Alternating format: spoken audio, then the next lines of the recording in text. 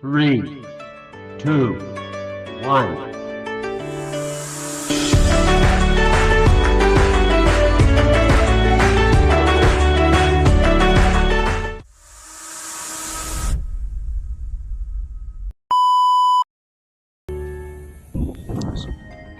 Assalamualaikum warahmatullahi wabarakatuh. Salam rahmatan lil alamin. Saya Fajar Firmansyah saat ini mau mengeksplor musola yang lagi viral, musola berspesifikasi masjid yang ada di dalam perumahan Sepas Residen 2, tepatnya di Tambun Utara.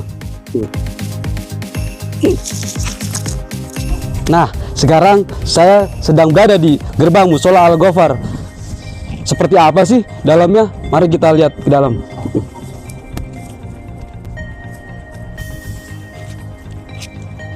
Dan ini seperti ini, ada taman yang untuk bikin mengadem-ademkan suasana dan juga suasana hati mungkin juga ya. Suasana hati, suasana di dalam musola, dan juga menghidupkan aura-aura keademan dan juga menenteramkan di dalam kehidupan bersehari-hari di musola Al-Ghofar.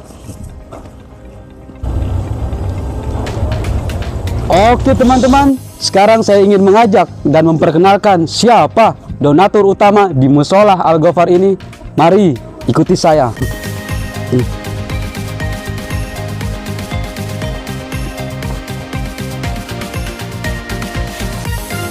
Dan di dalam batu prasasti ini tercantum nama donatur utama, yaitu Bapak Andi Swasono, dan disaksikan oleh Bapak Camat Tambun Utara, yaitu Bapak Haji Najmuddin SAG Emling, dan diresmikan di Bekasi pada tanggal 8 Januari 2023 Masehi, 16 Jumadil Akhir 1444 Hijriah.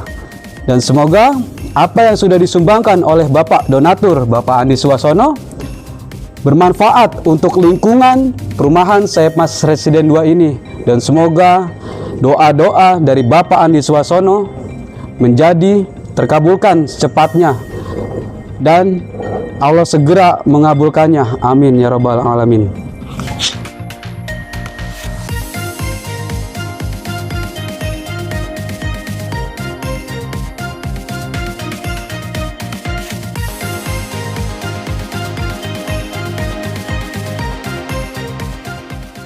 Baik, sekarang saya ingin mengajak teman-teman untuk berbincang bersama Ketua DKM Musola Al-Ghofar, yang kebetulan beliau sudah ada di samping saya. Mari kita simak obrolannya.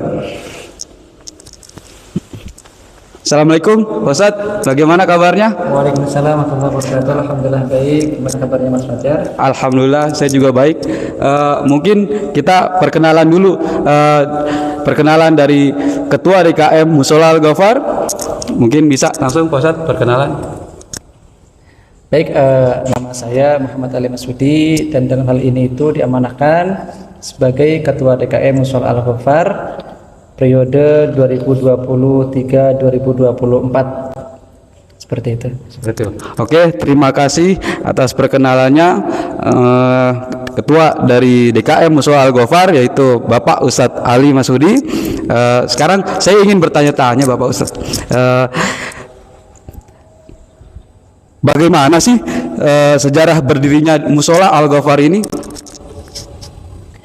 Baik ya, pertanyaannya cukup bagus. Bagaimana sejarah berdirinya Musola Al-Ghofar ini? Memang sejarah berdirinya itu kalau kita ceritakan itu cukup panjang. Mungkin kalau misalkan dalam waktu sekian jam itu mungkin nggak cukup, sehingga saya akan menyampaikan beberapa hal yang terpenting saja. Sejarah daripada berdirinya musola itu pada awalnya itu didasari atas kebutuhan masyarakat dalam beribadah, sehingga disitulah ada ide dari masyarakat, khususnya dari ketua RT pada saat itu. Dalam hal ini adalah Pak Kusnadi menunjuk saya untuk menjadi ketua DKM.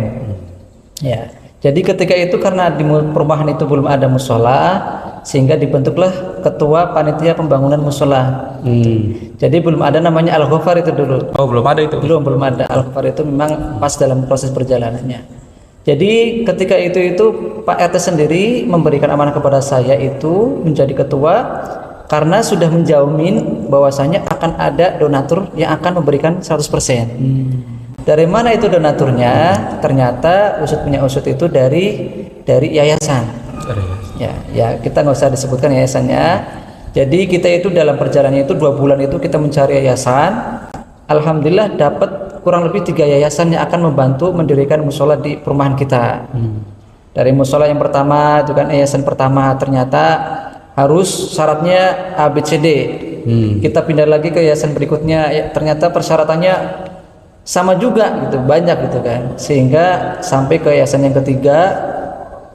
Dan dalam proses mau menentukan iya atau tidaknya itu menggunakan yayasan ketiga, ada masukan salah satu dari pengurus kita tiba-tiba memberikan info kepada saya, Assalamualaikum Pak Ali, ini ada info nih, ada donatur yang ingin memberikan support 100% dana untuk membangun musola. Nah, di dalam hal itu kita bingung nih, dilema. Satu sisi kita sudah mau mengdealkan dengan yayasan yang sudah kita komunikasikan, tapi sisi lain ada masukan, ini loh ada donatur yang ingin memberikan kurang lebih hampir 1 M. Sehingga di situ kita dilema nih, kita mau ngambil yayasan atau mau ngambil yang donatur tadi yang tidak lewat yayasan. Akhirnya kita di situ bersama tim inti kita musyawarah melalui meeting online. Dan di situ kita adu argumen. Ada yang mengatakan tetap kita menggunakan yayasan. Kalau kita menggunakan yayasan, kita bilang iya, besok pagi langsung dikirim material semuanya. Tapi sisi lain, kalau kita tidak menggunakan yayasan tapi menggunakan donatur, itu tidak terlalu ribet persyaratannya. Sehingga dilema, sehingga dalam 2 pilihan tersebut akhirnya saya memutuskan udah kita ngambil donatur yang tidak melalui yayasan. Satu sisi memang kita kita ketar-ketir, jangan-jangan nih hoak nih gitu kan. Tapi saya percaya 100% kepada tim pengurus kita, dalam hal ini adalah Mas Tomo. Ya, walaupun kita belum pernah ketemu sama donatur utama tersebut, tapi saya yakin insya Allah inilah yang terbaik seperti itu. Dan diputuskan di dalam forum rapat online, udah fix kita tidak menggunakan yayasan, melainkan menggunakan donatur utama yang bukan dari yayasan. Dan alhamdulillah dari situ kita diajak untuk bertemu di salah satu tempat makanan di Bekasi. Kita di situ itu kita presentasi, ya kan, membuka dan mengasih proposal kepada beliau. Dan alhamdulillah beliau 100% mendukung berdirinya musola di perumahan yang kita cintai. Seperti itu kurang lebih ceritanya. Gitu. Terima kasih Pak Ustadz, Masya Allah, terkait penjelasan dari sejarah Musola Al-Ghafar ini ternyata banyak lika-liku dan sangat unik gitu. Dan alhamdulillah ada Allah kirimkan donatur yang baik hati yang langsung mempercepat jalannya pembangunan Musola Al-Ghafar ini. Dan alhamdulillah. Untuk pertanyaan yang kedua Pak Ustadz, apakah ada kendala? Iya benar nih. Jadi ini pertanyaan yang kedua tadi salah. Apakah ada kendala dalam proses pembangunan Musola Al-Ghafar ini Pak Ustadz? Baik, pertanyaan kedua terkait dengan kendala dalam proses pembangunan musola ini. Yang kita tahu bahwasanya kendala itu memang mesti ada ya, di setiap apapun itu akan menemukan kendala. Karena sejatinya itu kendala adalah untuk menguji kita apakah kita tetap konsisten atau justru sebaliknya. Oleh karena itu kami menganggap bahwa kendala itu adalah sebuah proses ujian untuk menjadikan kita lebih dewasa, sehingga kita menyikapi ujian tersebut sebagai bukti cintanya Allah kepada kita, agar kita untuk selalu konsisten di dalam jalannya Allah Subhanahu wa taala. Masya Allah. Karena memang kalau kita buka kendala ada aja gitu kan. Ketika kita sudah berjalan normal, tiba-tiba itu kan ada kendala, baik dari luarkah atau mungkin dari dalam kita sendiri seperti itu. Terima kasih Pak Ustadz. Emang di mana-mana pasti ada kendala suatu pengujian dalam sebagaimana kita istiqomah. Terima kasih Pak Ustadz. Pertanyaan yang ketiga, apa sih tujuannya mendirikan Musola Al-Ghafar ini di dalam perumahan Syekh Mas Residen 2? Tujuan daripada dibangunnya Musola Al-Ghafar ini dilandasi pada kondisi perumahan yang ada. Jadi biasanya kita Ramadan itu sholatnya itu sebelum ada musola itu sholatnya di jalan. Jalan Pak Ustaz? Jalan. Jadi kalau misalkan kehujanan, gitu kan? Kalau misalkan panas mungkin kepanasan. Masya Allah. Kita pernah kejadian lagi sholat, kan? Sholat buka bersama, gitu kan? Sholat maghrib. Ya, tiba-tiba hujan sehingga tidak melaksanakan sholat tarawih. Dan dari situlah kita berazam untuk mengadakan ya atau mungkin juga membangun musola ini dengan niatan tadi agar kita bisa ibadah dengan nyaman, anak-anak juga bisa ikut sholat juga, dan juga yang terpenting adalah kita sholat terhindar dari hewan-hewan buas yang namanya kita perumahan mewah ya, mepet sawah. Jadi banyak hal-hal yang tidak kita duga, ada ular lah dan lain sebagainya, dan alhamdulillah hal itu sudah kita lewati, makanya kita patut mensyukuri dengan adanya musola yang kita cintai ini. Gitu kira-kira. Masya Allah, luar biasa. Perjuangan sebelum terdiri dari musola Al-Ghafar ini ternyata di jalan. Iya, betul. Mungkin kalau boleh saya tambahkan, bahkan sempat juga ketika kita mau melaksanakan tarawih dan kita mendirikan tenda, pas itu menjelang maghrib hujan deras, tenda tersebut sampai roboh gitu kan. Akhirnya panitia tim keagamaan akan berjibaku untuk membetulkan dan memperbaiki tenda yang sudah dibuat oleh tim keagamaan. Ya itulah perjuangan dulu lah sebelum ada musola. Masya Allah, alhamdulillah. Mungkin ini berkat dari teman-teman perjuangan tim DKM yang dulunya istiqomah selalu menjalankan sampai di jalan-jalan teman-teman.